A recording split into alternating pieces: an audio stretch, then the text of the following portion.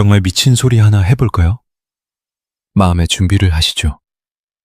빛은 결코 공간을 가로질러 이동하지 않습니다. 잠시만요.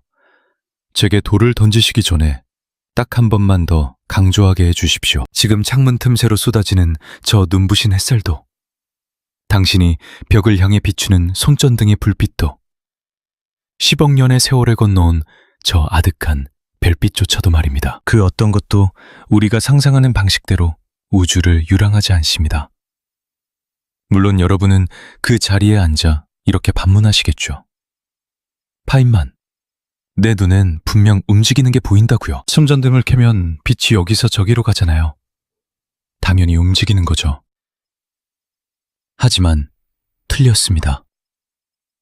여러분의 그 착각은 너무도 아름답고 충분히 이해할 만하지만 완벽하게 틀렸습니다. 이 이야기가 끝날 무렵이면 그 이유를 온전히 깨닫게 될 것입니다.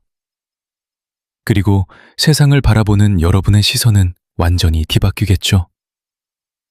이것 하나만은 약속드립니다. 우리의 여정이 끝날 때쯤 빛의 이동이라는 행위 대신 실제로 무엇을 하고 있는지 깨치게 될 것입니다. 빛이 공간을 여행한다는 개념 자체가 얼마나 낡고 잘못된 환상에서 비롯된 잔재인지도 말이죠. 우주가 직접 우리의 뺨을 후려치며 정정해 주어야만 했을 정도로 심각하게 왜곡된 환상입니다. 솔직히 말씀드리건대 이 세계의 진실은 우리가 믿어온 그 어떤 동화보다 훨씬 더 경이롭습니다. 자, 모두가 출발하는 바로 그 지점에서 우리도 시작해볼까요? 가장 자명해 보이는 것부터 짚어보죠. 여러분은 칠흑 같은 방에 서 있습니다. 손에는 손전등이 하나 쥐어져 있고요. 스위치를 켭니다. 번쩍. 저 멀리 반대편 벽에 빛이 맺힙니다. 눈을 깜빡이는 찰나보다도 훨씬 더 아득하게 빠른 속도로 일어난 일이죠. 하지만 우리는 굳게 믿습니다. 빛이 손전등을 떠나 방을 가로지른 뒤 벽에 부딪혔다고 말입니다. 빛이 여행했고 이동했으며 한 지점에서 다른 지점으로 건너갔다고요. 그게 바로 움직인다는 뜻이니까요. 그렇지 않습니까? 어떤 존재가 한 곳에서 출발해 다른 곳에 안착하기까지 일정한 시간이 걸리는 현상. 이러한 관점이 완전히 무용지물인 것은 아닙니다. 일상적인 쓰임새로는 꽤 훌륭하게 작동하니까 공학자들은 매일 이 원리를 써먹습니다. 태양을 떠난 빛이 지구에 닿기까지 약 8분이 걸린다는 사실을 계산해내거나 달 표면에 레이저를 튕겨 돌아오는 왕복 시간을 측정할 수도 있죠. 빛을 이곳에서 저곳으로 옮겨가는 나달 같은 존재로 취급한다면 이 모든 계산은 한치의 오차도 없이 맞아떨어집니다. 하지만 진짜 흥미로운 대목은 바로 여기서부터 시작됩니다. 기묘한 균열이 일어나는 지점이죠. 우리가 날카로운 질문, 뼛속까지 파고드는 정말 예리한 질문을 던지기 시작하는 순간 그 견고했던 세계관은 산산조각 나버리고 맙니다. 이 이야기에 찾아온 첫 번째 균열부터 살펴보죠. 아주 오래전 인류는 파동에 대해 고찰했습니다. 소리는 파동의 일종이고 그 파동이 퍼져나가려면 매개체가 필요하다는 것은 상식이었죠. 음파는 공기를 타고 흐릅니다. 공기를 빼앗으면 침묵만이 남게 되죠. 이는 누구나 아는 사실이었습니다. 그래서 빛 역시 파동이라는 사실이 밝혀졌을 때 사람들은 지극히 당연한 의문을 품게 됩니다. 도대체 무엇을 타고 출렁이는 걸까? 매질이 무엇일까요? 공기? 아닙니다. 빛은 텅 빈 진공의 우주를 가로지릅니다. 별과 별 사이의 아득한 심연에는 단 한 줌의 공기조차 존재하지 않으니까요. 그렇다면 대체 무엇을 타고 일렁인단 말입니까? 여기서 그들은 무척이나 매혹적인 해답을 하나 내놓습니다. 온 우주의 틈새를 가득 메우고 있는 눈에 보이지 않는 무언가가 반드시 존재해야만 한다고요. 무게조차 없고 완벽하게 투명한 그 신비로운 물질을 타고 빛의 파동이 흐른다고 믿었던 겁니다. 그들은 이를 발광성 에테르라고 불렀습니다. 빛을 품어 나른다는 참으로 시적인 이름이죠. 정말이지 아름다운 어감 아닙니까? 수십 년 동안 이것은 누구도 의심치 않는 진리였습니다. 소리가 공기를 타고 번지듯 빛은 에테르라는 바다를 헤엄친다고 여겼습니다. 하지만 이 에테르라는 녀석에게는 몹시 기이한 특성들이 요구되었습니다. 우주의 모든 구석구석을 빠짐없이 채워야만 했죠. 게다가 빛은 횡파이기에 에테르는 완벽하게 뻣뻣하고 단단한 성질을 지녀야만 했습니다. 횡파는 수직으로 요동치며 나아가고 오직 단단한 물질만이 이런 파동을 견뎌낼 수 있으니까요. 물속에서 횡파를 일으켜 보십시오. 그리 호락호락하게 전달되지 않을 겁니다. 그러면서도 동시에 에테르는 행성과 별들이 아무런 마찰 없이 그 속을 유유히 통과하도록 허락해야만 했습니다. 노안이 단단하면서도 저항력은 전혀 없는 물질이라니. 벌써부터 묘한 의구심이 피어오르지 않습니까? 하지만 진짜 재앙은 학자들이 이 물질을 직접 찾아내려 시도하면서 시작되었습니다. 만약 에테르가 실제하고 지구가 태양 궤도를 돌며 그 속을 헤치고 나아간다면 우리는 마땅히 에테르를 기준으로 지구의 이동 속도를 측정할 수 있어야 했습니다. 이렇게 한번 상상해 보시죠. 당신이 달리는 차 안에 있고 바깥에 거센 바람이 분다면 소리가 들려오는 방향에 따라 도달하는 시간이 달라지기에 바람의 존재를 눈치챌 수 있습니다. 이와 완벽하게 동일한 논리입니다. 지구가 에테르의 바다를 가르며 맹렬히 돌진하고 있으니 빛 역시 어느 방향으로 쏘아지느냐에 따라 도달하는 시간에 미세한 차이가 발생해야만 했죠. 그래서 1887년 마이커슨과 몰리라는 두 학자는 당시 인류 역사상 가장 숨막히도록 정교한 실험 장치를 구안해냈습니다. 그들은 한 줄기 빛을 두 갈래로 쪼개어 서로 수직이 되는 방향으로 쏘아보낸 뒤 그 빛들이 다시 만날 때 생기는 아주 찰나의 시간차를 잡아내려 했습니다. 그들은 우주에 불고 있을 에테르의 바람을 추적하고 있었던 겁니다. 그러나 그들이 발견한 것은 절대적인 공허뿐이었습니다. 숫자 0, 완전한 무. 단 한 치의 오차도 없었죠.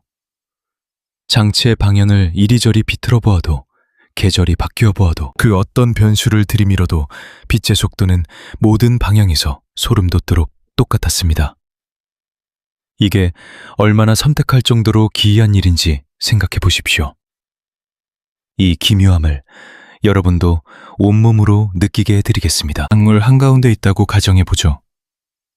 강물을 거슬러 오를 때와 흐름을 타고 내려갈 때를 비교해 보십시오.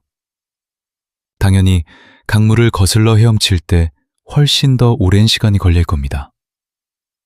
물결이 한쪽으로는 당신을 밀어내고 다른 쪽으로는 떠밀어 줄 테니까요. 두 경우의 평균을 낸다 한들 잔잔한 호수에서 수영할 때의 기록과 결코 같을 수 없습니다. 흐르는 물살은 왕복 여정에서 당신의 발목을 반드시 붙잡게 마련입니다. 예외는 없습니다. 바로 그것이 에테르가 빛에게 일으켰어야 할 현상이었습니다. 지구가 에테르 속을 질주하고 있으니 그 물질은 마땅히 강물처럼 작용해야 했죠. 흐름을 거스르는 빛은 흐름을 타는 빛보다 늦게 도착해야 마땅했습니다. 특정 방향으로의 왕복 속도는 지연되어야만 했죠. 하지만 그런 일은 일어나지 않았습니다. 매 순간 단 한 번의 예외도 없이 완벽하게 똑같았습니다.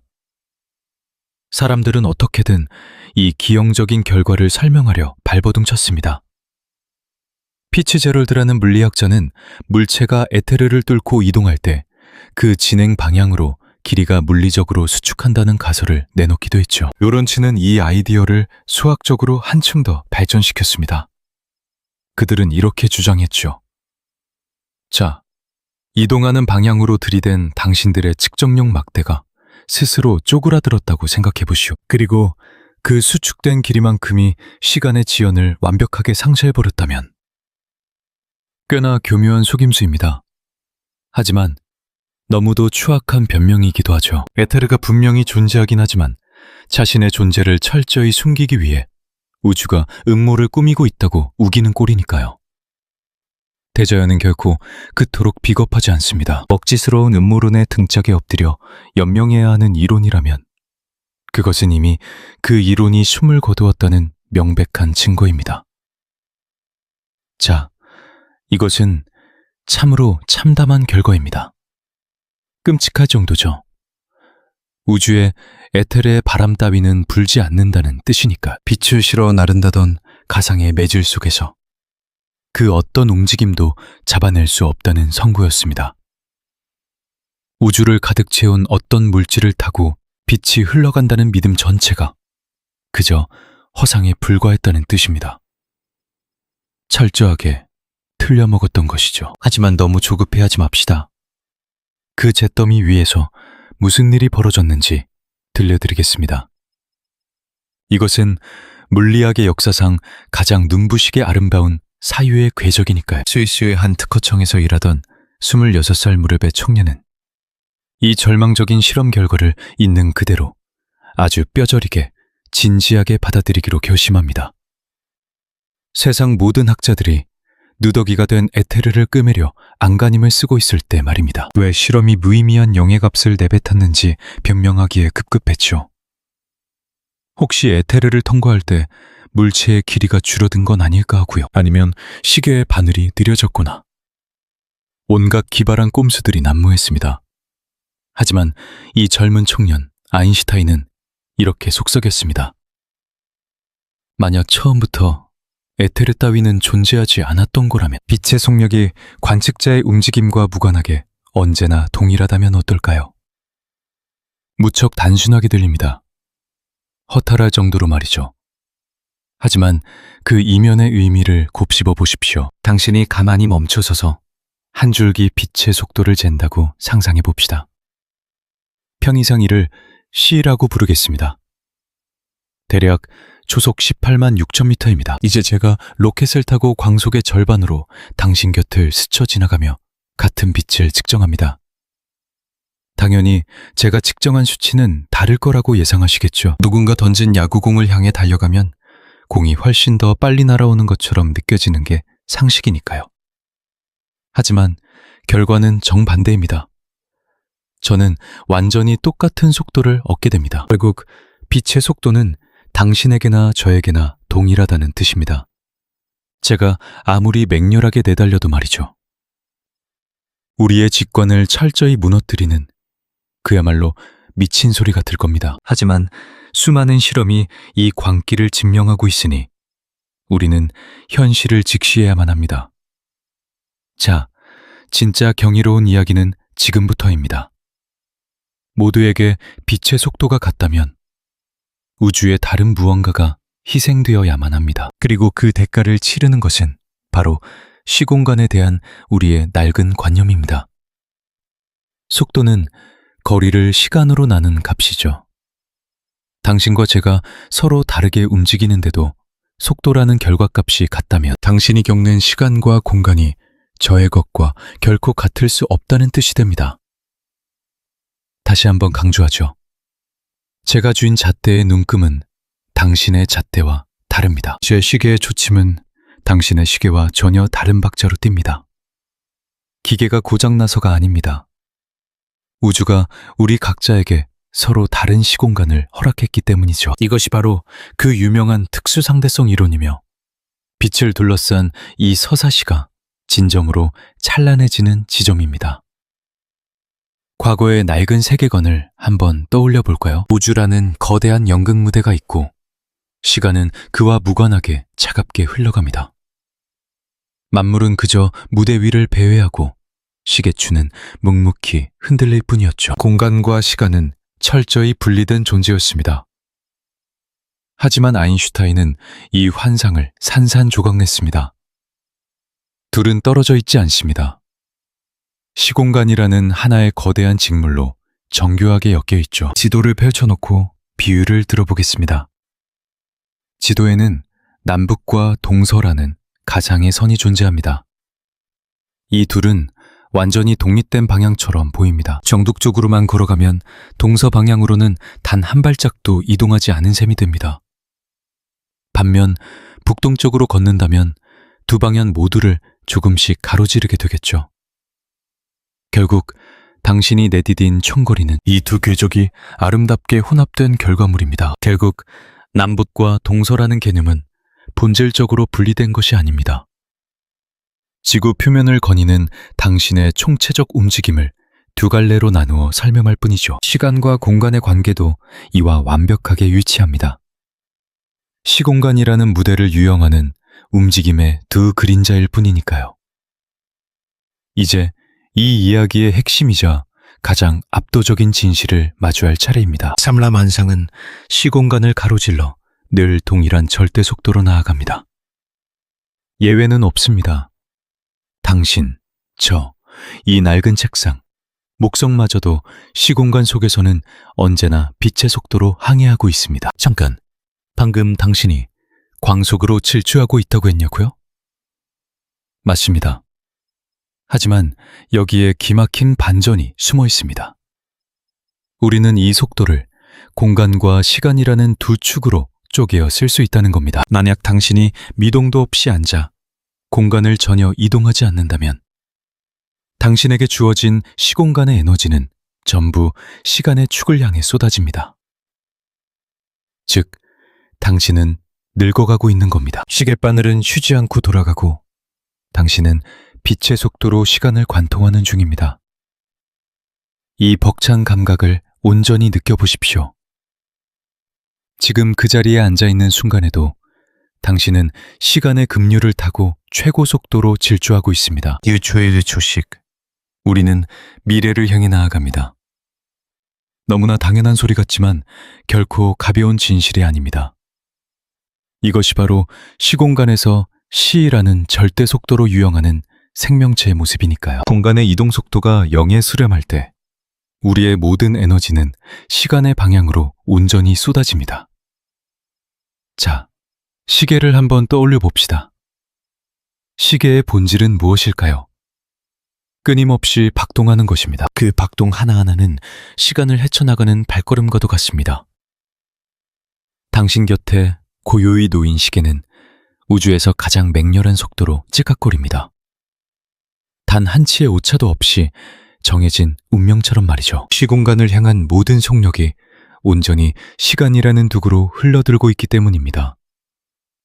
하지만 당신이 자리에서 일어나 걷기 시작한다면 이야기는 완전히 달라집니다. 당신의 시공간 에너지가 공간이라는 새로운 방향으로 분산되기 시작합니다.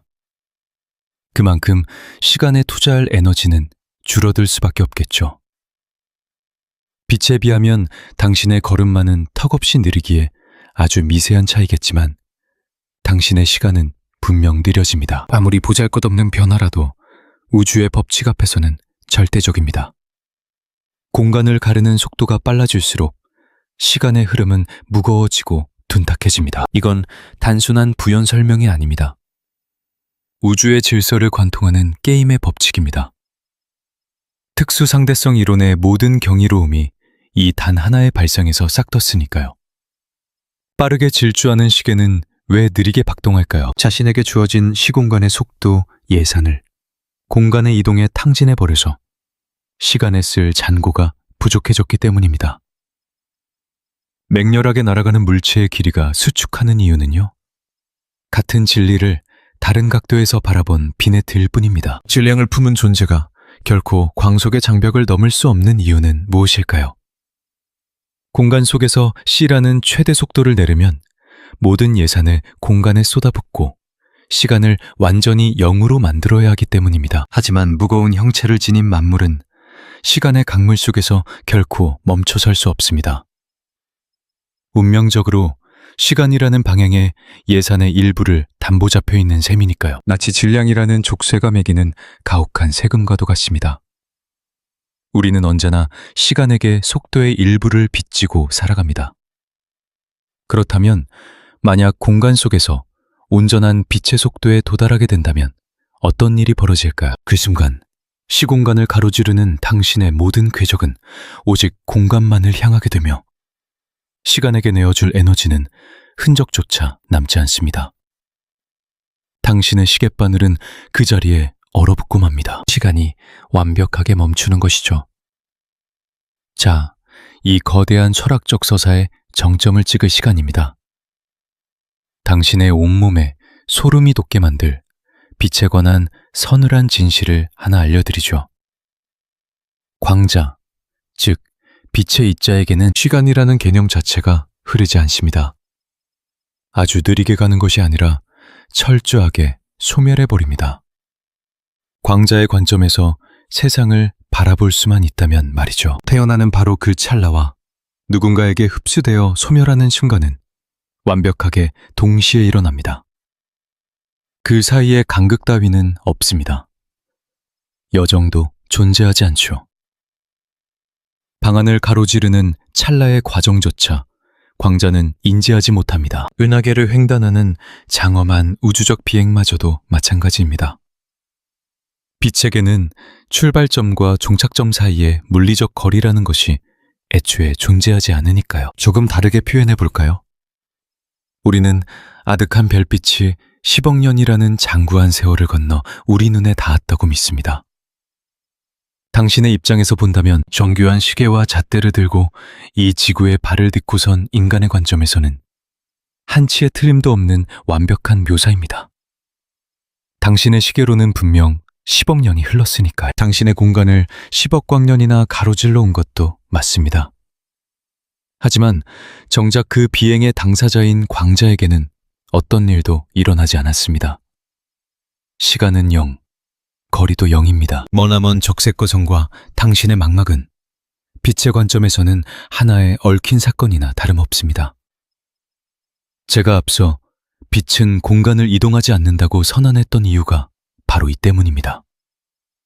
빛은 그 어떤 여정도 겪지 않습니다. 여행이라는 낭만적인 단어 속에는 흐르는 시간, 스쳐가는 풍경, 출발과 도착 사이에 수많은 서사가 전제되어 있어야 합니다. 하지만 우주에서 가장 빛나는 이 존재에게는 그 모든 흔적이 완벽히 소거되어 있습니다. 자, 이제 위대한 물리학자 파인만이 즐겨 쓰던 방식을 빌려 똑똑한 12살 아이에게 동화책을 읽어주듯 속삭여 보겠습니다. 우주의 모든 만물에게 똑같이 지급된 속도 예산이 있다고 상상해 보렴. 그 지갑 안에는 광속이라는 절대적인 금액만 들어있지. 우리는 이 예산을 공간을 누비거나 시간을 여행하는 데 쓸 수 있는데 총합은 절대 변하지 않는단다. 네가 미동도 없이 완벽하게 멈춰 있다면 지갑 속의 전 재산을 시간에 쏟아붓는 셈이야. 그래서 네 시계는 우주 그 누구보다도 경쾌하고 빠르게 뛰는 거란다. 당신이 내달리는 순간 우주적 예산의 일부가 공간으로 옮겨가고 시계추는 미세하게 느려집니다. 빛은 그 모든 에너지를 공간을 가르는 데 탄진합니다. 시간에 내어줄 여백이 없죠. 빛에게 흐르는 시간이란 없습니다. 이동하는 것이 아니라 그저 두 사건을 매듭질 뿐입니다. 백지 위 두 점을 잇는 묵직한 선처럼 말입니다. 선은 점 사이를 애써 건너가지 않습니다.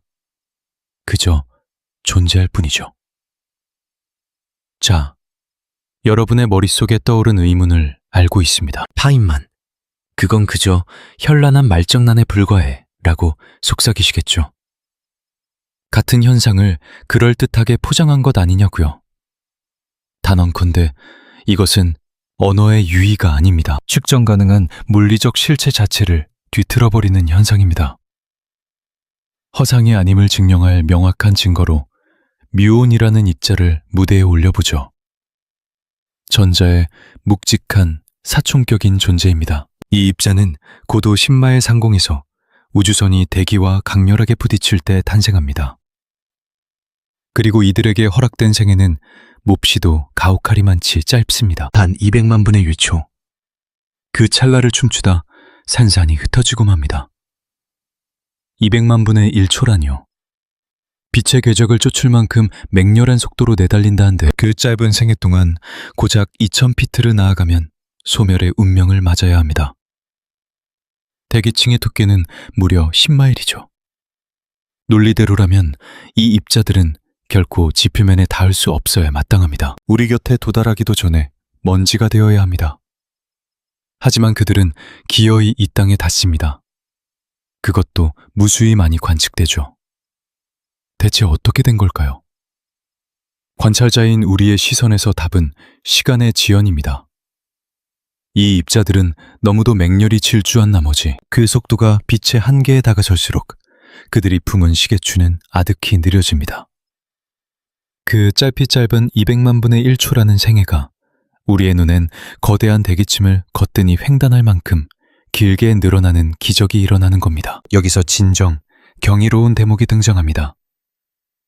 정작 뮤온 자신의 시선에서 시계는 그 어떤 왜곡 없이 지극히 평온하게 흘러간다는 사실이죠. 고유의 시간으로는 여전히 200만 분의 1초만을 살아갈 뿐입니다. 그렇다면 어떻게 이 땅에 도달했을까요? 뮤온의 눈앞에 펼쳐진 세계에서는 대기의 공간 자체가 수축해버리기 때문입니다. 10마일에 달하던 아득한 하늘이 고작 수백 피트의 얄팍한 막으로 압축되어 버립니다. 이 여행자에게는 수명을 연장할 여분의 시간이 필요치 않았던 겁니다. 그토록 머나먼 거리를 횡단할 이유가 없었죠. 우주가 그 거리를 짓눌러 버렸으니까요. 두 시선 모두가 진실을 말합니다. 환상이 아닙니다. 그 어떤 모순도 존재하지 않는 완벽한 조화입니다. 입자가 지표면에 입맞춤할 수 있는 건 시공간이 마치 유기체처럼 호흡하고 휘어지기 때문입니다. 이 경이로운 유연성, 시간과 공간이 벌이는 관능적인 탱고가 바로 빛의 궤적을 제로의 간극으로 수렴하게 만드는 근원입니다. 이 작은 입자는 광속의 99.9%로 내달립니다. 그 정도만으로도 시공간은 극적으로 요동치며 일그러지죠. 자, 이제 남은 그 찰나의 극소량을 완전히 채워내는 상상을 해보십시오. 마침내 완전한 빛의 속도에 가닿는 순간을 말입니다. 그 임계점에서 시간의 늘어남은 무한을 향해 폭주하고 길이의 수축은 완벽한 소멸에 이릅니다. 시간은 멈추고 거리는 증발합니다. 그것이 바로 광자가 머무는 적막한 심연입니다. 여기 매혹적인 실험이 하나 있습니다. 완벽하게 쌍둥이인 두 개의 시계가 있다고 상상해 보시죠. 하나는 제 곁에 두고 다른 하나는 맹렬하게 하늘을 가르는 비행기에 실어보냅니다. 그 비행기가 지구의 둥근 등줄기를 훑고 돌아왔을 때 두 시계를 마주 놓아 봅니다. 하늘을 날았던 시계의 바늘은 눈에 띄게 뒤쳐져 있습니다. 초침의 호흡이 줄어든 것이죠. 그에게는 명백히 더 적은 시간이 흘렀습니다. 이것은 소설 속 몽상이 아닙니다. 수많은 세월 동안 거듭 증명된 차가운 현실이죠. 굉음을 내는 비행기 위에서 우주를 유영하는 인공위성에 실린 정밀한 원자시계를 통해 증명되었습니다. 당신의 자동차를 안내하는 GPS 시스템 역시 대기권 밖 위성의 시계와 지상 시계의 박동이 다르다는 걸 공학자들이 철저히 계산해냈기에 가능한 마법입니다. 이 뒤틀림을 보정하지 않는다면 당신의 내비게이션은 단숨에 수마일 밖으로 길을 잃고 헤맬 테니까요. 그러니 시간의 지연은 압도적인 실제입니다. 형이상학적 철학이 아닌 날선 공학의 영역이죠. 그리고 이는 우리에게 빛의 본연이 가진 심오한 비밀을 묵직하게 털어놓습니다. 자, 이제 제가 철저히 산산조각내고 싶은 지독한 오해를 하나 끄집어내겠습니다. 흔히들 빛이 물이나 유리라는 장막을 통과할 때 걸음이 느려진다고들 하죠. 살면서 한 번쯤 들어보셨을 겁니다. 수면 아래에서 빛의 속도는 원래 4분의 3으로 유리 속에서는 3분의 2로 둔해진다고요. 빛이 지쳤다고 생각하십니까? 완전한 착각입니다. 단일한 광자는 그 어떤 순간에도 온전한 빛의 속도를 굽히지 않습니다. 언제나요. 유리나 물의 차가운 표면 아래에서 벌어지는 진실은 그보다 훨씬 더 은밀하고 매혹적입니다. 빛의 입자들은 물질을 이루는 원자들과 끊임없이 관능적인 춤을 춥니다. 원자의 품으로 흡수되었다가 들끓는 에너지를 토해내며 새로운 입자로 잉태되죠. 이 숨막히는 윤회의 과정 속에서 찰나의 틈, 아주 미세한 지체가 발생할 뿐입니다. 쉼없이 반복되는 이 포옹과 이별의 의식 때문에 겉보기에만 발걸음이 둔해진 것처럼 보일 뿐입니다. 하지만 원자와 원자 사이 그 아득한 공백의 틈새를 가로지를 때 광자는 단 한순간도 우주 최고 속도라는 왕좌를 내려놓지 않습니다. 속도가 줄어든다는 것은 복잡하게 엉킨 미로를 헤매며 지체된 시간이 만들어낸 완벽한 환영에 불과합니다. 광자 그 자체는 태초부터 지금까지 오직 빛의 속도라는 유일한 이름으로만 존재합니다. 이것이 왜 그토록 중요할까요? 우주의 철칙 하나를 못 박아주기 때문입니다. 당신은 빛의 숨통을 조일 수도 박차를 가할 수도 없습니다. 빛의 속도는 그 어떤 타협도 허락하지 않는 절대적인 기준점입니다. 그리고 이처럼 언제나 불변의 속도로 질주하는 존재란 우리가 던지는 야구공이나 화약 냄새를 풍기는 총알, 혹은 메아리 치는 음파와는 태생부터가 다른 신성한 영역의 것입니다. 날아가는 야구공은 느긋할 수도, 맹렬할 수도 있죠. 소리의 파동 역시 대기의 농도에 따라 숨을 고릅니다. 그러나 빛은 우직하리만치 흔들림이 없습니다. 이 숨막히는 절대성, 이 오만한 고집이야말로 빛이 우리가 흔히 아는 방식으로 공간을 부유하는 것이 아님을 폭로하는 가장 결정적인 단서입니다. 자, 시선을 조금 비틀어 이 심연을 들여다봅시다. 머릿속에 기묘한 연극을 하나 무대에 올려보죠. 지금 당신이 하나의 광자가 되었다고 상상해 보십시오. 타오르는 어느 이름 모를 항성의 피부에서 당신은 막 우주로 튕겨나갔습니다. 낡고 고루한 세계관 속에서라면 당신은 이제 칠흑 같은 공허를 가로지르는 기나긴 고독의 여정을 시작해야 마땅합니다. 수백만 마일에 달하는 황량한 심연을 고스란히 견뎌내며 말이죠. 때로는 수십 년, 때로는 장구한 수백 세기의 세월을 정처 없이 떠돌다 마침내 누군가의 촉촉한 눈동자나 파릇한 나뭇잎 혹은 차가운 감지기에 가닿으리라 믿을 겁니다. 하지만 잊지 마십시오. 당신은 광자입니다. 당신의 세계에 시간의 낡음이란 존재하지 않습니다. 거리에 아득함도 없죠. 펄펄 끓는 항송에서 잉태된 그 첫 호흡의 찰나와 흡수되어 쓰러지는 그 소멸의 찰나는 당신에겐 정확히 동일한 단 하나의 순간입니다. 당신의 시선에서 건너야 할 심연 따위는 존재하지 않습니다. 길고 긴 항해도 없죠. 오직 다 있음만이 있을 뿐입니다. 당신은 그저 저 멀리 불타는 별의 표면과 누군가의 망막 속 분자를 단숨에 꼬매어 연결했을 뿐입니다. 그것이 당신이 한 유일한 일입니다. 아무것도 횡단하지 않았고 그 어떤 공간도 헤쳐나가지 않았습니다. 그저 점과 점을 맞닿게 했을 뿐이죠. 자, 이것이 그저 예술가의 낭만적인 착각일 뿐일까요? 아닙니다. 상대성 이론의 차갑고도 우아한 수학이 우리에게 들이미는 가감없는 진실입니다. 빛의 줄기를 타고 흐르는 고유 시간은 정확히 0입니다.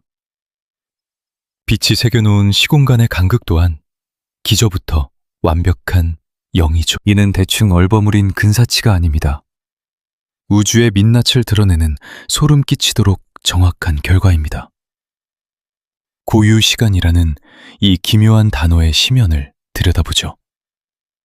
시공간이라는 거대한 용단 위에서 특정한 결을 따라 미끄러지는 시계만이 온전히 기록해내는 절대적인 시간을 뜻합니다. 지금 푹신한 의자에 몸을 기댄 채 이 이야기를 듣고 있는 당신에게 고유 시간이란 당신의 손목 위에서 째까기는 초침의 리듬 그 자체입니다. 맹렬한 속도로 우주를 유영하는 비행사에겐 계기판 위의 시계가 바로 고유 시간이죠. 하지만 빛의 입자에게 그 시간은 완벽하게 멈춰 있습니다.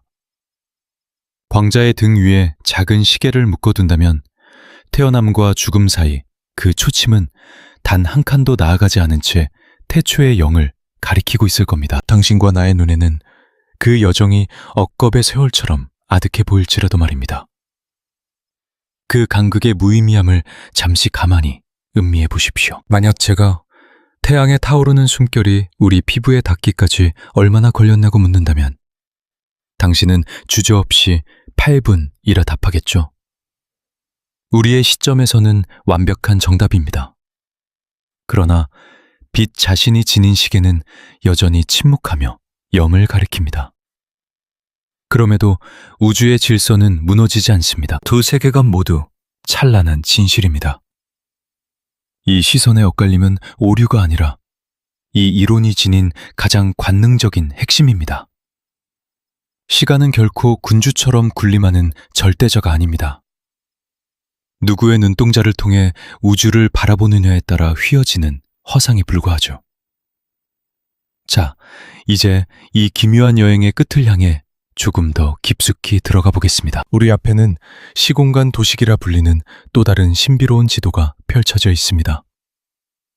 삭막한 수식의 늪에 빠뜨리진 않을 겁니다. 다만 시간과 공간이 직조해내는 이 매혹적인 기하학의 숨결만큼은 당신의 눈앞에 선명히 그려내고 싶습니다. 머릿속에 백지 한 장을 펼쳐보십시오. 가로축은 우리가 존재하는 공간, 즉 좌우를 의미합니다. 그리고 위를 향해 뻗은 세로축은 흐르는 시간입니다. 이 종이 위의 모든 점은 하나의 사건, 즉 특정한 시간과 장소의 결합입니다. 당신의 삶은 이 위를 오르는 하나의 궤적으로 그려집니다. 매 순간 어딘가에 존재하고 있으니까요. 우리는 이것을 세계선이라 부릅니다. 만약 당신이 가만히 앉아 있다면 이 선은 곧게 위로만 향하겠죠. 공간의 이동 없이 오직 시간의 흐름만 경험하는 겁니다. 하지만 당신이 오른쪽으로 움직이면 이 선은 기울어집니다. 속도가 빠를수록 가로축에 가깝게 누워버리죠. 여기서 가장 중요한 진리가 등장합니다. 빛은 우주가 허락한 궁극의 속도를 가집니다. 이 도면에서 빛의 궤적은 예외 없이 45도의 각도를 그립니다. 언제나요. 우주의 절대적인 속도 제한이 기하학적 진리로 그려지는 순간입니다. 그 어떤 것도 45도 너머로 기울어질 순 없습니다. 이제 빛이 그리는 궤적을 바라보십시오. 45도를 향해 뻗어가는 그 선에는 참으로 경이로운 비밀이 숨어 있습니다. 우리의 상식적인 기하학을 벗어난 시공간의 영역에서 45도의 선분은 그 길이가 0입니다. 시공간의 간격 자체가 아예 존재하지 않는 것이죠. 광자가 어떠한 여정도 겪지 않는다는 제 말은 바로 이 뜻입니다. 빛의 세계선에는 어떠한 간격도 없습니다. 시공간의 관점에서 보자면 그것은 길게 늘어난 하나의 점에 불과합니다. 아니면 자체적인 부피나 길이 없이 두 사건을 잇는 순수한 연결고리라고 할 수 있죠. 이는 우리의 평범한 직관을 완전히 무너뜨립니다. 일상에서 두 점 사이의 선은 당연히 길이를 가지니까요. 집에서 상점까지 걸어가는 길에는 분명 거리가 존재합니다. 하지만 시공간의 캔버스에서 빛의 경로는 그 간격이 0입니다. 무한히 작은 것이 아니라 완전히 무의 상태인 겁니다. 다른 비유를 하나 들어보겠습니다. 태양의 고도에 따라 길쭉한 장대가 들이우는 그림자를 떠올려 보십시오. 각도에 따라 그림자의 길이는 요동치지만 장대라는 본질 자체는 절대 변하지 않습니다. 그림자는 단지 더 낮은 차원의 평면 위에 맺힌 실체의 환희일 뿐이죠.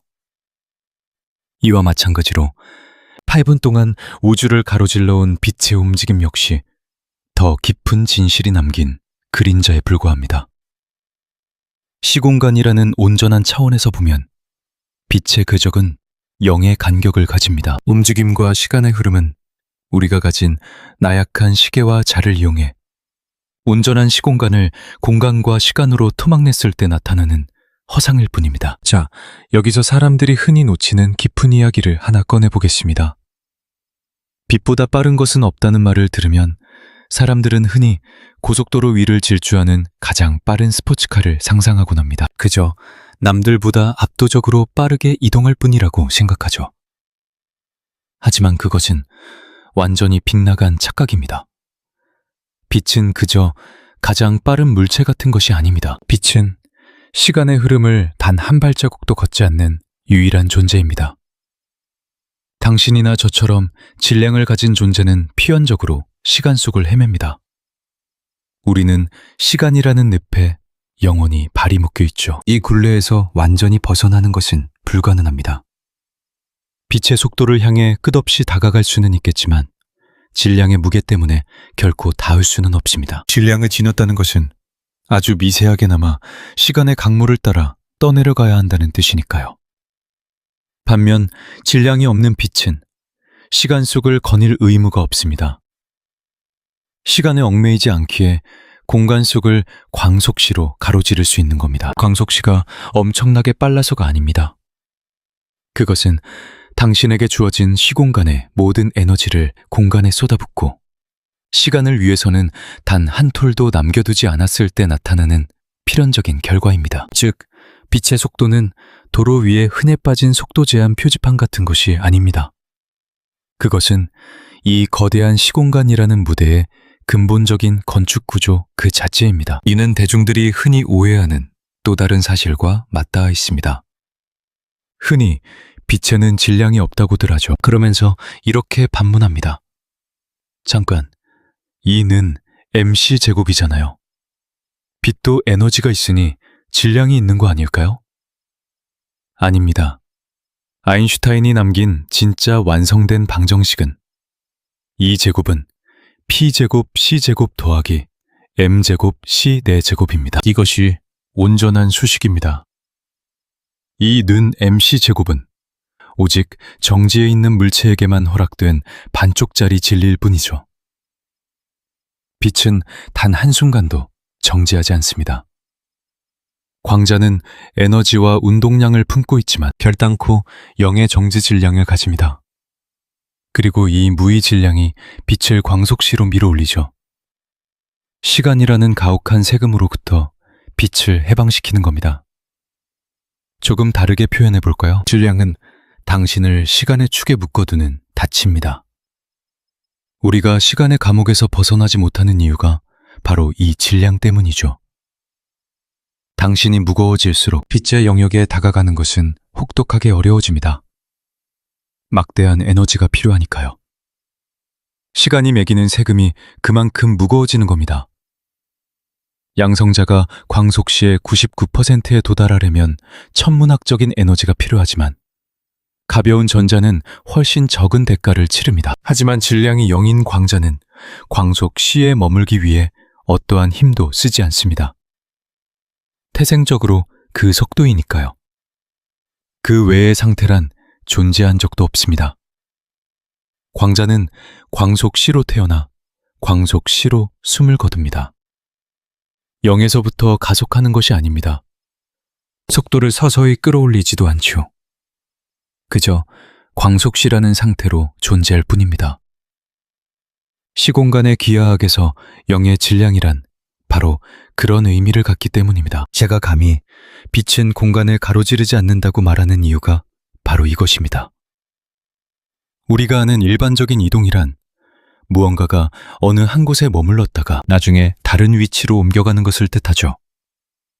여기서 나중이라는 단어가 핵심입니다. 하지만 빛에게 나중이란 존재하지 않습니다. 빛의 시선에서는 출발과 도착이 완벽하게 동시에 일어납니다. 무언가 움직인다는 것은 시간의 흐름을 전제로 하지만 빛은 애초에 시간을 겪지 않으니까요. 자, 마지막으로 사고 실험을 하나 해보죠. 개인적으로 무척 아름답다고 생각하는 상상입니다. 당신의 친구가 빛의 속도에 가까운 맹렬하게 빠른 우주선에 탑승했다고 가정해 보십시오. 지구에 남은 당신이 그 우주선을 올려다보면 과연 어떤 풍경이 펼쳐질까요? 눈부시게 질주하는 우주선과 함께 기이한 현상이 시야에 들어올 겁니다. 친구의 움직임이 마치 느린 화면처럼 둔탁해지는 것을 목격하게 되죠. 우주선 내부의 모든 시간이 진흙탕에 빠진 듯 느려집니다. 친구는 당신보다 훨씬 더디게 늙어갑니다. 그곳의 시계초침은 지독하게 느리게 떨어집니다. 이것은 착시가 아닌 압도적인 현실입니다. 자, 이제 우주선을 조금 더 가속해 볼까요? 시간의 지연은 더욱 극명해집니다. 이제 친구는 시간 속을 거의 걷지 않는 것처럼 보입니다. 급기야 그 우주선을 빛의 속도까지 끝까지 밀어붙여 보십시오. 찰나의 순간, 친구의 시간은 완전히 숨을 거둡니다. 당신이 보기에 그는 영원 속에 박제된 조각상 같습니다. 하지만 흥미롭게도 친구의 시선에서 우주선 내부는 지극히 평온합니다. 미쳐버린 것은 오히려 창밖의 우주입니다. 만물 사이의 거리는 덧없이 수축해버립니다. 비행하는 방향을 향해 온 우주가 짓눌려 찌그러지더니 결국 영의 두께로 소멸해버리죠. 목적지는 이미 바로 눈앞에 와 있습니다. 이 기묘한 여행은 어떠한 시간도 소모하지 않으며 단 한 뼘의 공간도 가로지르지 않습니다. 물론 질량을 가진 인간인 당신의 친구는 결단코 빛의 속도에 닿을 수 없습니다. 하지만 광자는 바로 그 극한의 경계에서 잉태됩니다. 광자는 늘 그 상태로 존재하죠. 광자에게 이 거대한 우주는 나아가는 방향으로 두께조차 없는 얄팍하고 평평한 종이장에 불과합니다. 건너야 할 텅 빈 공간도 버텨내야 할 시간의 흐름도 없습니다. 제가 왜 과거의 고루한 관점이 틀렸다고 단언하는지 이제 이해가 되십니까? 낡은 직권은 빛을 여기에서 저기로 날아가는, 시간을 베어먹으며 공간을 뚫고 가는 작은 총알로 묘사합니다. 하지만 진정한 우주의 맨얼굴 속에서 빛은 우리가 아는 시공간의 법칙이 완전히 붕괴된 차원에서 존재합니다. 허공을 가로지르고 시간이 흐른다는 감각은 오직 우리의 편협한 시선이 만들어낸 왜곡된 잔해일 뿐입니다. 물론 우리의 세상에서는 뼈저리게 현실이지만요. 맞습니다. 하지만 그것이 빛 자체의 본질은 결코 아닙니다. 자, 이쯤에서 짚고 넘어가야 할 것이 있습니다. 혹자는 우리가 감히 광자의 시점에 대해 논할 수 있는가 하고 의문을 품으실 겁니다. 아주 날카롭고 훌륭한 질문입니다. 물리학의 엄밀한 잣대로 보자면 빛의 속도로 이동하는 유효한 기준계라는 것은 성립할 수 없으니까요. 그 경계선에서는 우리가 쌓아 올린 모든 수학이 산산조각 나버리기 때문입니다. 0을 0으로 나누는 모순에 빠지게 됩니다. 광자의 시선이라는 건 결국 극한의 세계를 상상하자는 뜻입니다. 우리의 속도를 끝없이 높여갈 때 과연 무슨 일이 벌어질지 묻는 것이죠. 빛의 속도에 다가설수록 나타나는 현상은 너무도 자명합니다. 시간의 지연은 맹렬히 무한대를 향해 치닫고 공간의 수축과 고유 시간은 철저히 0으로 수렴해버립니다. 이는 한치의 오차도 없는 수학적 진실입니다. 즉, 광자에게 닥친 이 기이한 운명은 우리가 아는 평범한 이동과는 철저히 다른 차원의 이야기라는 것을 증명합니다. 이제 조금 더 심연으로 들어가 보겠습니다. 이토록 낯선 개념에 우리가 매달려야 하는 이유가 무엇일까요? 바로 여러분이 굳게 믿고 있던 현실이라는 환상을 산산조각내기 때문입니다. 보통 우리는 뉴턴이 그려놓은 낡은 캔버스 속을 살아갑니다. 우주를 그저 텅 빈 거대한 상자로 여기고 시간은 누구에게나 똑같이 뚝딱거린다고 맹신하면서 말입니다. 상자 속 무언가가 움직이고 시계 태엽이 돌아가는 풍경. 빛 역시 그중 유독 빠른 물체일 뿐이라 생각하죠. 하지만 진짜 우주의 맨 얼굴은 훨씬 더 경이롭습니다. 공간과 시간은 결코 남남이 아닙니다. 둘은 시공간이라는 하나의 거대한 직물입니다. 관찰자마다 이 직물을 재단하는 방식이 다를 뿐이죠. 빵을 써는 각도가 달라도 결국 같은 빵인 것처럼 말입니다. 단면의 모양만 변할 뿐 본질은 그대로입니다. 그런데 빛은 어떨까요? 빛은 아예 이 빵을 썰지조차 않습니다. 빛은 오히려 그 빵의 아득한 껍질이자 닿을 수 없는 경계선입니다. 시공간이 서로를 완벽히 맞바꾸는 극한의 영역이죠. 한쪽에는 시간에 얽매인 채 묵묵히 걸어가는 질량 가진 존재들이 있고 이들은 공간을 가로지를 수는 있어도 결코 시간의 굴레를 벗어나지 못합니다. 반대편에는 오직 공간만을 내달리며 단 1초의 시간조차 겪지 않는 빛이 존재합니다. 이 아슬아슬한 경계는 단순한 물리학적 호기심의 대상이 아닙니다. 이 거대한 우주의 뼈대 그 자체를 조각하는 절대적인 기준선입니다. 무엇을 보고 무엇을 영원히 못 볼지, 어떤 사건이 다른 사건의 파장을 일으킬지 결정하는 인과율의 지배자죠. 한 점에서 퍼져나가는 찬란한 빛의 구체, 즉 여러분의 광추는 온 시공간을 잔인하리만치 선명하게 쪼개놓습니다. 우리가 닿을 수 있는 곳과 영영 허락되지 않은 곳, 찬란한 미래와 아득한 과거, 그리고 철저한 미지의 영역으로 말이죠. 인과율이라는 이 무거운 단어에 대해 조금 더 파고들어 볼까요? 우리는 흔히 이 원리가 품고 있는 진정한 깊이를 간과하곤 합니다. 여러분이 숨을 쉬는 바로 이 순간에도 저 우주 너머엔 영원히 알 수 없는 일들이 벌어지고 있습니다. 빛이 아직 당도하지 않아서가 아닙니다. 영원토록 닿을 수 없도록 운명 지어졌기 때문입니다. 우주는 상상을 초월하는 속도로 팽창하고 있습니다. 따마득히 먼 은하에서 출발한 빛은 절대 우리 곁에 닿지 못합니다. 빛이 달려오는 속도보다 그 사이에 텅 빈 공간이 늘어나는 속도가 더 빠르니까요. 마치 빛이 우주와의 경주에서 패배한 것처럼 들리나요? 하지만 기억하십시오. 빛은 애초에 경주를 하지 않습니다. 그저 시공간의 간격을 0으로 묶어 두 사건을 이어줄 뿐이죠. 문제는 빛의 걸음걸이가 느려서가 아닙니다. 우리가 발딛고 있는 이 시공간의 기하학적 캔버스 자체가 완전히 일그러져 버린 것이 진짜 원인입니다. 우리와 아득한 은하들 사이에 끊임없이 새로운 공간이 태어나고 있습니다. 공간이 찢어지듯 팽창하는 이 현상은 빛의 속도라는 한계에 얽매이지 않죠. 그 어떤 물질도 빛을 추월한 적은 없지만요. 팽창하는 무의 심연 속에서 어떤 사건들은 우리의 광추 밖으로 영원히 추방당합니다. 10억 년의 장구한 세월이 흘러도 서로의 존재를 두 눈에 담는 일은 결코 일어나지 않습니다. 수조 년이 지나도 불가능합니다. 이것이 우리가 갇힌 우주의 서늘한 민낯입니다. 우리가 인식할 수 있는 것과 철저히 가려진 미지의 경계를 긋는 건 결국 간격이 0인 찰나의 매듭, 즉 빛입니다. 현실의 경계를 짚고 인과율의 재판관으로 군림하는 이 절대적인 빛조차 정작 자신은 그 어떤 시간의 흐름도 체감하지 못한다는 사실이 참으로 얄궂습니다. 바로 여기에 소름 돋도록 매혹적인 철학이 숨어 있습니다. 우주의 거대한 서사를 엮어내고 온갖 우주의 비밀을 실어나르는 전령사가 우리가 밤하늘의 별을 헤아릴 수 있게 해주면서도 정작 자기 자신은 그 아득한 여정을 단 한순간도 느끼지 못합니다.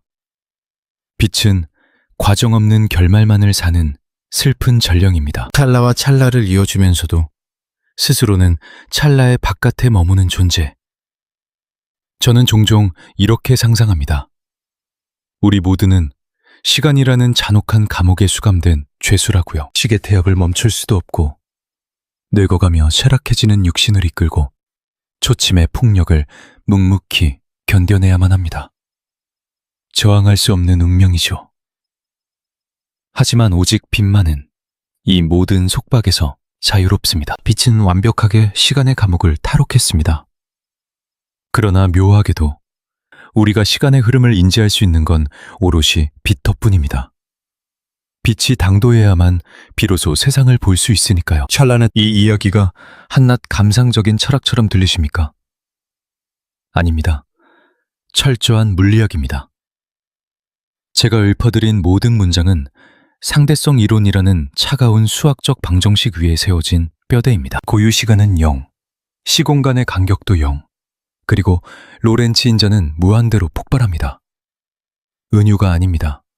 숨막힐 정도로 정교한 계산의 결과물입니다. 아직 중력이라는 진짜 무대 장치는 꺼내지도 않았습니다. 이 기이한 연극의 클라이맥스를 위해 잠시 중력 이야기를 해보죠. 아인슈타인은 질량과 에너지가 시공간의 직무를 움푹 파이게 만든다는 것을 증명했습니다. 예컨대 태양은 그 자체로 우주의 팽팽한 매트리스를 깊숙이 짓누르는 거대한 무쇠공과 같습니다. 그리고 빛은 그 구부러진 굴곡을 따라 조용히 미끄러집니다. 태양 곁을 스쳐 지날 때 빛이 휘어지는 건 보이지 않는 사슬이 잡아당겨서가 아닙니다. 뉴턴의 병식대로라면 질량이 없는 빛은 중력의 멱살을 잡힐 이유가 없죠. 빛의 경로가 꺾이는 유일한 이유는 걸어가야 할 시공간의 카펫 자체가 심하게 구겨졌기 때문입니다. 빛은 그 구겨진 길 위에서 가장 반듯한 직진을 하고 있을 뿐입니다. 축지선이라 불리는 그 길고 고독한 항로가 공간의 휘어짐과 함께 휘어졌을 뿐이죠. 자, 여기서 예술보다 더 경이로운 진실이 드러납니다. 엉망으로 일그러진 시공간 속에서도 빛의 고유 시간은 여전히 0이라는 겁니다. 빛이 극단 공간이 종이장처럼 비틀린 그곳에서 빛은 기괴할 정도로 휘어집니다. 우리의 눈에는 빛이 수없이 빙빙 도는 미로를 헤매거나 블랙홀의 주위를 아슬아슬하게 공전하다가 간신히 빠져나오는 것처럼 보이죠. 그러나 광자의 입장은 단호합니다. 여전히 흐른 시간은 0. 겪어낸 간격도 0입니다. 그 길고 험난한 궤적은 4차원의 웅장한 진실을 우리의 초라한 3차원 스크린에 억지로 구겨 넣었을 때 생기는 착시일 뿐입니다. 광자는 시공간이 아무리 소용돌이쳐도 괴념치 않습니다. 그 어떤 굴곡도 살갗으로 느끼지 못하니까요. 이 모든 이야기의 종착지는 블랙홀의 지독한 심연, 바로 사건의 지평선입니다. 한번 발을 들인 빛은 영원히 돌아오지 못하는 그 끔찍한 경계선 말입니다. 밖에서 지켜보면 빛이 점점 지쳐가다 끝내 지평선에 박제된 듯 얼어붙는 것처럼 보일 겁니다. 하지만 빛은 결코 발걸음을 늦추지 않았습니다. 그 지옥 속에서도 꿋꿋하게 빛의 속도로 내달리고 있죠. 단지 시공간의 무대가 기괴하게 함몰되어 앞으로 내딛는 모든 발걸음이 블랙홀의 아가리를 향하도록 조작되었을 뿐입니다. 그 끔찍한 추락 속에서도 빛은 여전히 간격이 0인 운명의 궤도를 걷고 있습니다. 우리가 앞서 정의했던 의미의 공간 속 이동을 하는 게 아닙니다. 우주의 기하학적 구조가 사냥꾼의 덫처럼 빛의 목줄을 잔인하게 틀어쥐었을 뿐이죠. 그러니 빛이 결코 공간을 이동하지 않는다는 이 서늘한 진실은 절대 무너지지 않습니다.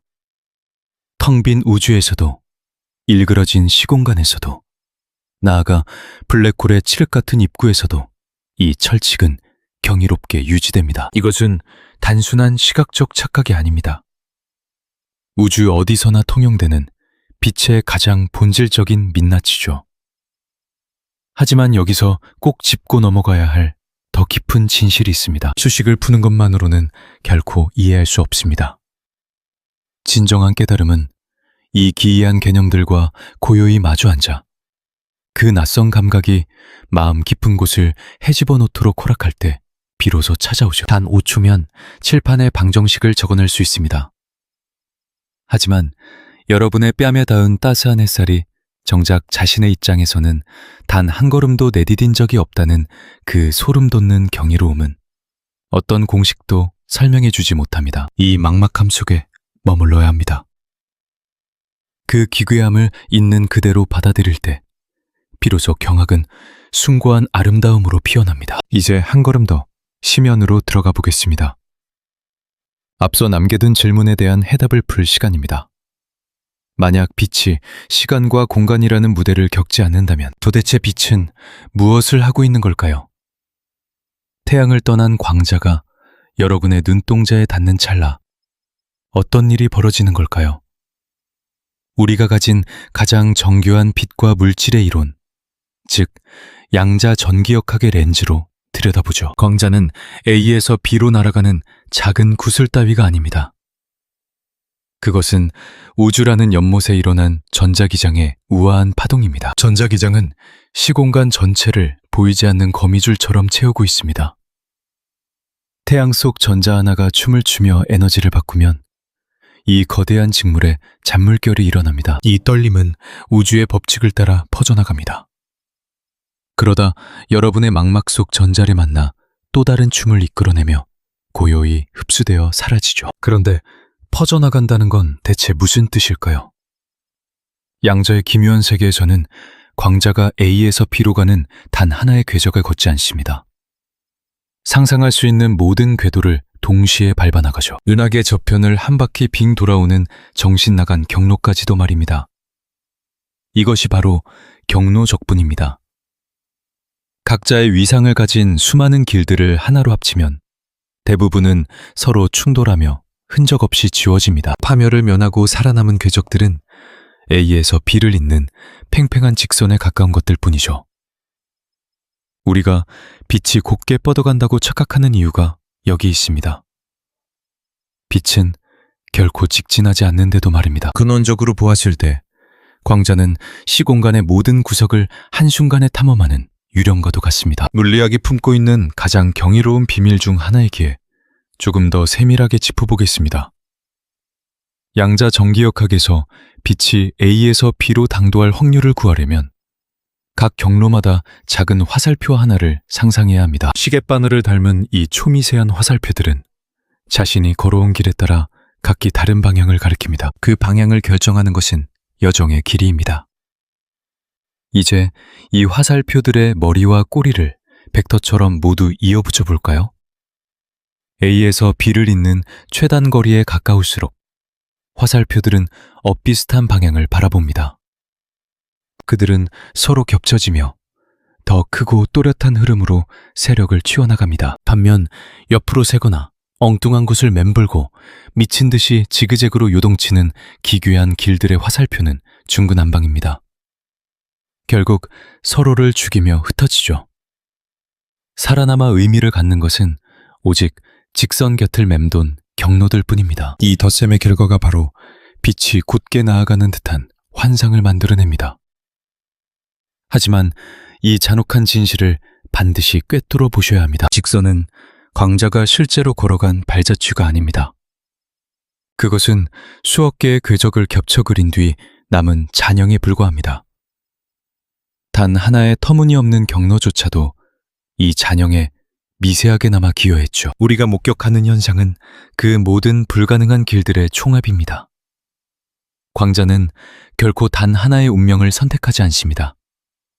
모든 운명을 동시에 살아내죠. 빛이 이토록 기적 같은 마법을 부릴 수 있는 이유입니다. 해저를 떠올려 보십시오. 좁은 틈새를 통과한 빛은 유연하게 휘어지며 사방으로 퍼집니다.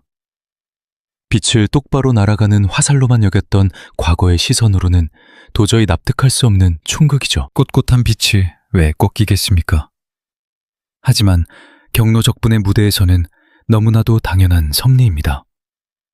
좁은 틈새가 수많은 길들 중 일부를 물리적으로 막아버렸기 때문입니다. 파트너를 잃은 궤적들은 더 이상 예전처럼 서로를 온전히 지워내지 못합니다. 살아남은 화살표들은 이제 전혀 새로운 형태로 얽히며 다른 그림을 그려냅니다. 그리하여 빛은 퍼지고 굽이치며 직선만을 고집하는 나그네라면 절대 닿을 수 없는 곳으로 스며듭니다. 이것은 실로 심오한 철학입니다. 빛의 경로라는 것조차 실제하는 길이 아니라 그저 통계가 낳은 신기루라는 뜻이니까요. 양자적 위상이라는 무게가 달린 모든 가능성의 평균값에 불과합니다. 궤도라는 고전적인 개념, 광자가 방금 전엔 여기, 지금은 저기에 있었다는 발상 자체는 탄생과 죽음 사이의 공간에서 완전히 붕괴됩니다. 광자에게는 밟고 지나갈 궤적도 고정된 위치도 존재하지 않습니다. 그저 공간 전체를 유령처럼 떠도는 거대한 확률의 안개만 있을 뿐이죠. 이를 눈으로 직접 확인하고 싶다면 방법이 있습니다. 양자역학의 전설, 이중 슬릿 실험이 당신을 기다립니다. 두 개의 좁은 틈이 파인 장벽을 향해 광자를 한 번에 하나씩 쏘아보냅니다. 그 벽 너머에는 결과를 받아낼 스크린이 고요히 서 있죠. 각각의 광자는 스크린에 부딪히며 단 하나의 작고 외로운 점을 남깁니다. 하지만 수천 개의 점이 쌓이고 나면 기괴한 무늬가 드러납니다. 틈새 모양을 닮은 두 개의 띠가 아닙니다. 입자가 그저 왼쪽이나 오른쪽 틈을 통과했을 것이라는 얄팍한 상식은 무참히 깨집니다. 그 자리에 나타나는 것은 빛과 어둠이 교차하는 얼룩말 무늬의 간접 패턴입니다. 마치 하나의 광자가 두 틈새를 동시에 통과해 스스로와 부딪혀 만들어낸 듯한 기하학적 파동의 흔적이죠. 숨을 멈추고 상상해 보십시오. 점 하나로 부서진 단일 광자가 어떻게 두 개의 틈새가 존재한다는 걸 미리 알고 있었을까요? 녀석은 두 길을 모두 걸어본 것처럼 행동합니다. 만약 광자의 뒷덜미를 잡으려고 틈새에 관측기를 들이미는 순간 이 우아한 간접 무늬는 연기처럼 진발해버립니다. 관측이라는 폭력적인 행위가 다중경로의 마법을 찢어발긴 것입니다. 시선으로 억압할 때만 광자는 마지못해 단 하나의 초라한 길을 선택합니다. 이 서늘한 현상은 빛의 정체에 대해 아주 깊은 심연의 철학을 던집니다. 태어나서 관측되기 전까지 광자는 허공을 가르는 한 알의 총알이 아닙니다. 그것은 훨씬 더 형이상학적이고 광활하며 상상 가능한 모든 운명을 자신의 품 안에 껴안고 있는 신비로운 존재입니다. 공간을 가로지르는 이동이란 오직 관측당하는 찰나에만 현실로 응고되는 환상입니다. 그 전에는 광자가 어디 있느냐고 묻는 것조차 공허한 메아리에 불과하죠. 이 모든 퍼즐 조각을 하나로 맞춰보면 상대성 이론과 양자역학의 속삭임이 만나는 곳에 우리가 알던 상식과는 완전히 다른 낯선 빛의 초상화가 완성됩니다. 모든 길을 한순간에 배회하는 존재는 A에서 B로 이동하는 게 아닙니다. 시공간의 거대한 뼈대를 매개로 A와 B를 그물처럼 얽어매고 있는 것입니다. 그러니 지금 광자는 어디에 있는가? 라는 질문은 탄생과 소멸 사이의 미지의 영역에서는 결코 답을 찾을 수 없는 우문입니다. 그 사이 광자에게 확정된 주소지란 존재하지 않으니까요. 빛은 여행자가 아니라 관계 그 자체입니다. 제가 빛이 공간을 이동하지 않는다고 말한 것은 이런 다층적인 철학을 담고 있습니다. 상대성의 관점에서 빛은 영의 고유 시간과 영의 고유 거리를 겪습니다. 스스로의 시선에서 빛은 어떤 것도 가로지르지 않습니다. 양자의 시야로 보아도 빛은 허공의 단일한 궤적을 긋지 않죠. 수많은 갈래의 길을 전부 삼켜버립니다. 이동이라 부를 만한 명확한 자취 따위는 없습니다. 애초에 공간을 가로지른다는 개념 자체가 야구공이나 자동차 혹은 걷는 사람들을 보며 만들어진 얄팍한 경험의 산물일 뿐입니다. 그런 물건들은 매 순간 분명한 위치를 점유하며 살아갑니다. 정해진 선을 따라 얌전히 움직이죠. 하지만 빛은 흙 묻은 야구공과는 차원이 다릅니다. 빛은 태어남과 삼켜짐 사이에서 자신의 위치를 지워버리고 정해진 궤도에 얽매이지 않으며 그 찬란한 비행 동안 단 한순간의 시간조차 허락하지 않는 우주의 예술입니다. 방금 들으신 이야기들이 꽤나 묵직하게 다가왔을 겁니다. 그러니 이제 우리의 평범한 일상으로 시선을 거두어 보죠. 다음번에 붉게 물든 노을을 마주하실 때 부디 이 사실을 떠올려 주시기를 바랍니다. 인간의 시계로는 8분 전 태양의 표면을 떠난 그 빛말입니다. 인간의 잣대로는 무려 9,300만 마일이라는 아득한 심연을 건너 대기권을 뚫고 내려왔겠죠. 질소와 산소 분자에 부딪혀 흩어지며 창공을 푸르게 또 황혼을 붉게 물들였습니다. 물론 우리가 인지하는 세계 안에서 이 모든 물리적 여정은 참으로 명백한 진실입니다. 하지만 정작 빛의 입장에선 그 어떤 일도 일어나지 않았습니다. 빛에게 태양의 표면과 당신의 망막은 완벽하게 겹쳐진 시공간의 한 점일 뿐입니다. 그곳엔 아득한 거리도 흐르는 시간도 기나긴 여행도 존재하지 않죠. 9,300만 마일이라는 공간과 8분이라는 시간의 횡단은 그저 환영에 불과합니다. 태양과 당신의 눈동자를 아무런 간극 없이 맞닿게 하는 더 깊고 심오한 차원의 현실이 빚어낸 한낱 그림자일 뿐입니다. 지금 당신이 태양을 볼 수 있는 건 빛이 머나먼 길을 달려왔기 때문이 아닙니다. 이 우주의 시공간 자체가 간극 없는 찰나의 이어짐을 허락하는 고유한 구조로 짜여있기 때문입니다. 두 개의 사건을 시간과 공간의 지연 없이 묶어내는 그 경이로운 끈. 우리는 그것을 빛이라 부릅니다. 그것이 빛의 진짜 본질입니다. 허공을 가로지르며 이동하는 어떤 물질이 아니라는 뜻입니다. 우리가 거리와 시간이라 인지하는 장벽 너머로 두 사건을 엮어내는 시공간 자체의 골격입니다. 가장 근원적인 차원에서는 그 어떤 거리도, 그 어떤 시간도 존재하지 않는 세계의 철칙 그 자체인 것이죠. 저는 이 사실이 미치도록 경이롭습니다. 인류가 이 우주에 대해 밝혀낸 수많은 비밀 중 단연코 가장 우아하고 아름다운 철학적 시구라고 생각합니다. 우리가 세상을 달아볼 수 있게 해주고 텅 빈 우주를 의미 있는 정보로 가득 채워주는 그 존재가 실은 유랑하는 여행자가 아니었다는 사실 말입니다.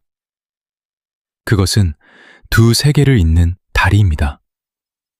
결코 움직이지 않죠. 그저 두 지점을 하나로 맞닿게 할 뿐입니다.